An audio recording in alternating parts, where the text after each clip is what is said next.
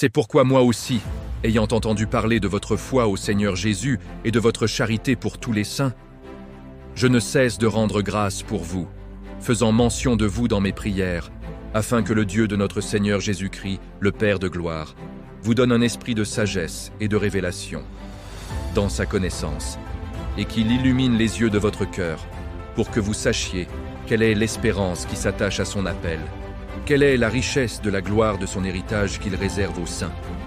Éphésiens 1, 15, 18. Bonjour mes frères et sœurs. Il est écrit que l'on n'allume pas une lampe pour la mettre sous le boisseau, mais qu'on la place sur le chandelier afin qu'elle éclaire tous ceux qui sont dans la maison.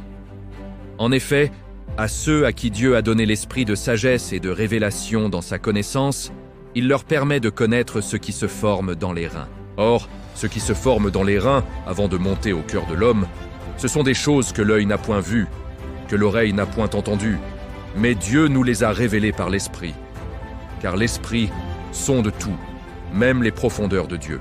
C'est pourquoi Job, dans ses gémissements, ou David, malgré les épreuves qu'ils ont traversées, ont gardé l'espérance des meilleures choses à venir.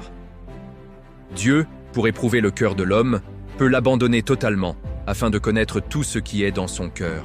C'est pourquoi je vous exhorte, n'abandonnez pas et restez attachés au Seigneur et à sa parole, car il est le cep et nous sommes ses sarments. Si nous demeurons en lui, nous porterons beaucoup de fruits.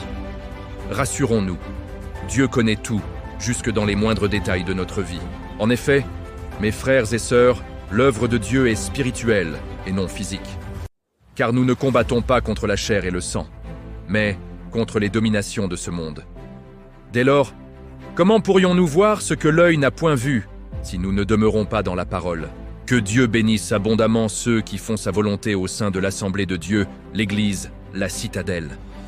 Malgré toutes les épreuves, je crois avec assurance que Dieu ouvrira d'autres portes afin que sa présence se manifeste davantage dans nos cœurs et que beaucoup soient sauvés. Dimanche passé, nous avons répondu à l'appel d'accompagner nos frères et sœurs qui se sont fait baptiser. Chacun de nous a partagé ce que Dieu a mis dans son cœur pour les soutenir. J'ai ainsi échangé avec Anaël, Grace, Benson, Odilon et Paul.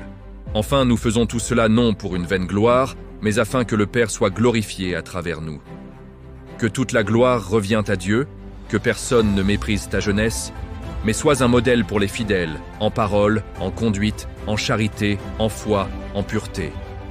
Veille sur toi-même et sur ton enseignement. Persévère dans ces choses, car en agissant ainsi, tu te sauveras toi-même. 1 Timothée 4, 12, 16.